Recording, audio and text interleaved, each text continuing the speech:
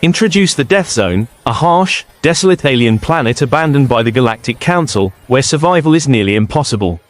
Show Princess Aria, a young alien royal, left behind by her people, who think she is weak and useless. Aria struggles to survive, scavenging for food and hiding from deadly predators.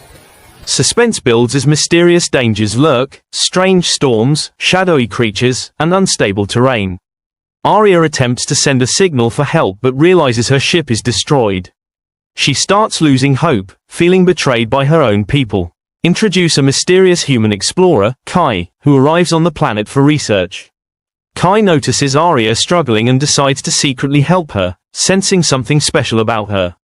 Aria is cornered by a giant predator, barely escaping thanks to Kai's intervention. She is shocked that a human cares, while her own people abandoned her.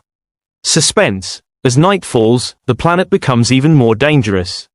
Aria and Kai are forced to find shelter together. Welcome to my channel Sci-Fi Love Story. Thanks for watching. Please like and subscribe.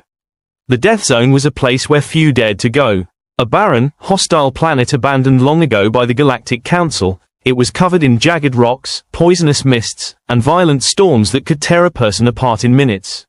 Most of the galaxy considered it useless, dangerous, and uninhabitable.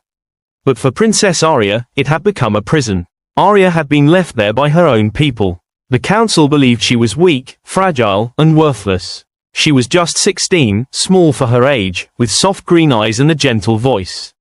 But inside, she carried a strength that even she didn't know she possessed. As her ship was abandoned on the desolate planet, the engines destroyed in a storm, Aria felt the bitter sting of betrayal. Her family, her advisors, even the soldiers tasked with protecting her, they all had turned their backs.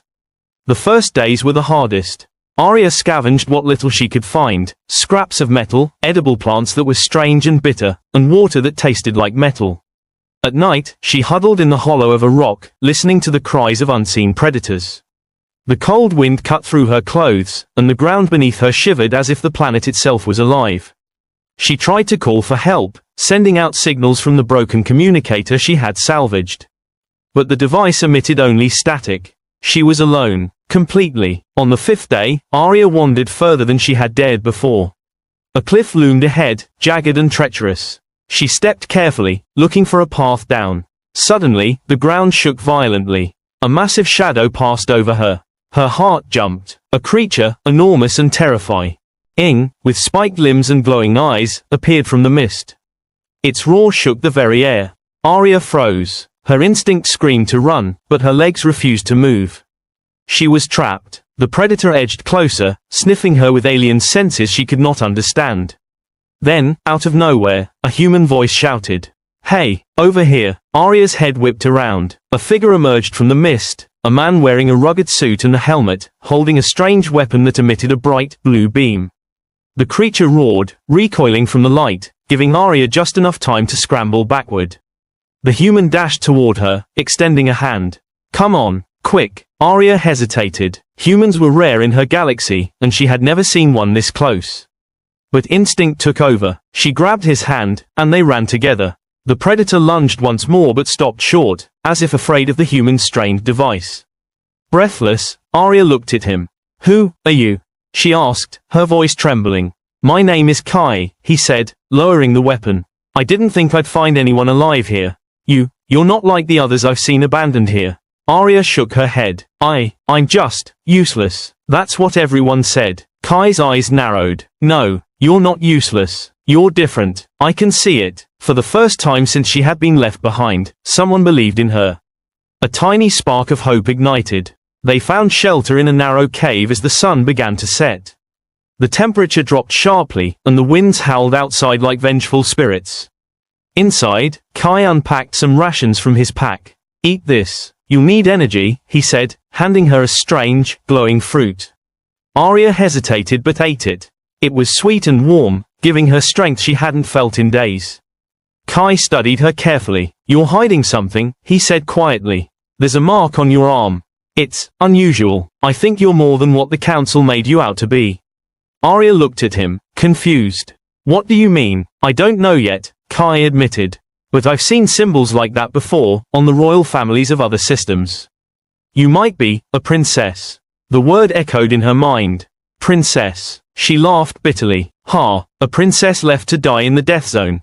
That's rich. Kai smiled faintly. Then it's time someone sees you for who you really are. Over the next few days, Aria and Kai struggled to survive together. They climbed jagged cliffs, crossed poisoned streams, and evaded deadly creatures. Every day was a test. Every night, the wind whispered threats. But slowly, Aria began to trust Kai. For the first time, she didn't feel completely alone. One evening, while gathering water from a small pool, Aria slipped.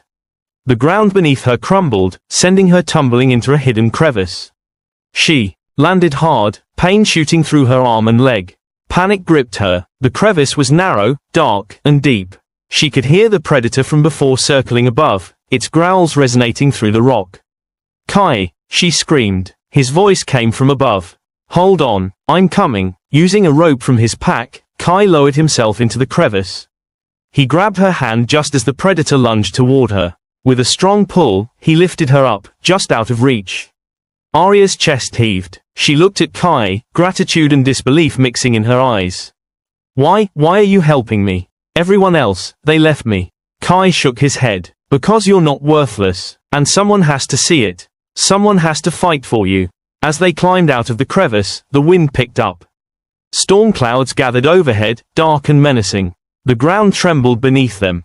The death zone was alive, as if testing their resolve. That night, in their cave, Kai inspected the mark on Aria's arm more closely. It was intricate, glowing faintly under the light of his lantern. This symbol, it's proof, he whispered. You're the lost princess of the Valerian Empire. Aria stared at it in shock. Princess, me? Yes, Kai said. And that means your people made a terrible mistake leaving you here. But we have to be careful. There are others who will kill to prevent you from reclaiming your place. Suddenly, a loud rumble shook the cave. Dust fell from the ceiling, and the firelight flickered. A shadow moved outside. Aria's heart raced. She gripped Kai's arm. Who's there? She whispered. Kai peered into the darkness. Not sure, but we need to be ready. The death zone doesn't forgive mistakes. And neither do the ones hunting you. Aria swallowed hard, a mix of fear and determination filling her chest. For the first time, she felt something she hadn't felt since being abandoned, hope. And with hope came courage. As the storm outside raged, Aria realized that surviving was no longer enough. She had to fight back, reclaim her identity, and show the galaxy that even a princess left to die in the death zone could rise stronger than anyone expected. The wind howled across the death zone, shaking the cave where Aria and Kai had taken shelter. The night was dark, and strange sounds echoed from the depths of the rocky planet. Shadows moved like living things, and the ground beneath them trembled occasionally, as if the planet itself were alive. Aria sat by the small fire Kai had made, staring at the glowing mark on her arm. The symbol shimmered faintly, like it had a life of its own. Her heart raced with a mix of fear and disbelief. She had always known she was different, but being called a princess, a true heir of the Valerian Empire, was more than she could accept. I don't understand, she whispered. If I'm really a princess, why did they leave me here? Why did no one care? Kai sat beside her. They were afraid, he said quietly. They thought you were too weak. They thought no one would notice if you disappeared. But you're not weak, Aria. Not even close. And now, you have a chance to show them. Aria shook her head. I'm not ready. I'm just a scared girl in a dangerous place. Kai smiled. Then it's a good thing you're not alone. We can survive this, together. The next morning, Aria and Kai set out across the harsh landscape. The death zone was unforgiving. Poisonous fog drifted across jagged cliffs, and rivers of molten rock threatened to burn anything that fell in. The air smelled of sulfur and decay. But Kai knew the way to a hidden ancient structure that might hold the key to Aria's escape. As they walked, Aria began to notice the small things. How Kai observed the predators, predicting their movements. How he could read the unstable terrain to avoid collapse. And how, without trying, he made her feel safe. Slowly, a quiet trust began to grow between them. Hours passed, and finally, they reached a cliff overlooking a deep canyon. At the bottom, half buried in the rocky ground, was an ancient Valerian structure. It glowed faintly, powered by technology older than anyone in the galaxy remembered. This, Aria whispered, all filling her voice. This is ours. Kai nodded. It seems like it, and I think it's the only way we can get off this planet safely. But we need to be careful. Others will want this technology too. No sooner had he finished speaking than a loud, metallic roar echoed through the canyon. Shadows moved across the rocks. Rival alien mercenaries, hunting the same prize, had found them. Aria's heart pounded. They were outnumbered and outgunned. Kai grabbed her hand. Stay close. Follow my lead. The mercenaries charged. Aria froze for a moment, but then she remembered the fire in her chest, the courage she had discovered during her days in the death zone. She drew herself up, ready to fight. Using the terrain to their advantage, Kai and Aria led the mercenaries into narrow passes where their numbers didn't matter. Aria noticed something strange about the ancient structure. Symbols glowed faintly on the walls. She realized instinctively that she could activate the mechanism. Kai, I think I can do it, she said, her voice trembling but determined. Do it, he said. I'll cover you. With careful hands, Aria touched the glowing panels. The structure hummed to life, sending pulses of energy across the canyon. Rocks shifted, creating barriers that slowed the mercenaries. Sparks flew as energy beams lanced into the ground, cutting off their path. Aria's heart raced. She had done something no one thought she could. The mercenaries hesitated, giving her and Kai the chance to escape deeper into the structure. Inside, the corridors were lined with strange machines and glowing panels. Kai looked around in wonder. This is incredible, almost forgotten technology. And you just activated it. Aria's hands shook. I didn't know I could. I didn't know I was capable. Kai smiled. You always were. You just needed to see it yourself. As they moved through the structure, the mercenaries outside became frantic. The death zone was unpredictable, and now with Aria controlling the ancient technology, they had no advantage. From the windows, Aria could see the swirling storms above, the jagged rocks below, and the deadly creatures circling. It was a dangerous world, but she no longer felt powerless. After a tense few hours, they reached the central chamber, a vast, open hall filled with energy conduits and alien inscriptions. At the center was a platform with a glowing crystal. Aria instinctively stepped forward. The crystal pulsed with a warm light, resonating with the symbol on her arm. Kai watched her. That's it. That's the core. I think it can send a signal, one strong enough for your people to hear. Aria took a deep breath and placed her hand on the crystal. It hummed, and a beam of energy shot into the sky, cutting through the storms. Far away, the Galactic Council would see it, and they would have no choice but to respond. Suddenly, the walls shook. The mercenaries had found a way inside. They stormed the chamber, weapons raised. Aria's first instinct was fear, but then she remembered Kai's words, the battles they had fought together, and the strength she had found in herself. With a steady voice, she said, I am the Princess of Valaria. And you will not stop me. The mercenaries hesitated, surprised by her courage. Aria activated the energy barriers within the chamber, forcing them back. She moved with a newfound confidence, guiding Kai and herself as the mercenaries struggled to find a way in. One by one, the intruders fell back, until only the leader remained.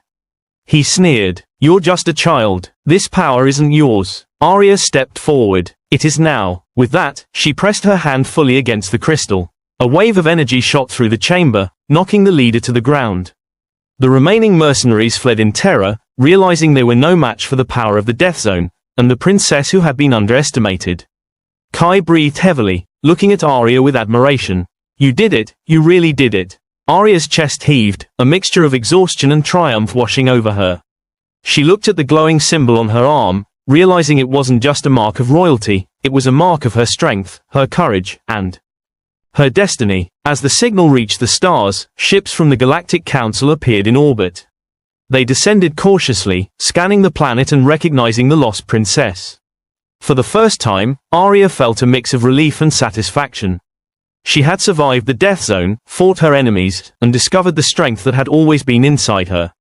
When the council landed, Aria stepped forward, no longer timid or fearful. She raised her chin, meeting their eyes. You left me behind, she said, her voice calm but firm. You thought I was worthless. But I am the Princess of Valaria, and I will not be ignored. The council members exchanged uneasy glances. They had made a mistake, one they would never forget. Kai stood beside her, smiling. Looks like the galaxy finally sees you, he said. Aria looked at him, gratitude and warmth in her eyes. And it took someone who believed in me to remind me of who I am. The council extended their hands, acknowledging her rightful place. Aria nodded, feeling the weight of responsibility settle on her shoulders, but this time, she welcomed it. She had survived the death zone. She had faced betrayal, danger, and fear. And now, she would show the galaxy what it meant to underestimate a princess. As they prepared to leave the planet, Aria glanced back at the rocky, hostile world that had tested her so brutally. The death zone had taken much, but it had given her something even more valuable, the knowledge that she was strong, capable, and ready to lead. Kai climbed into his ship beside her, smiling. Ready for your next adventure? Aria smiled back, determination shining in her eyes. I'm ready, and this time, I won't let anyone forget who I am. The death zone faded into the distance, a reminder that even in the darkest places, courage and hope could flourish. And somewhere among the stars, the princess who had been left for dead now held her destiny firmly in her hands.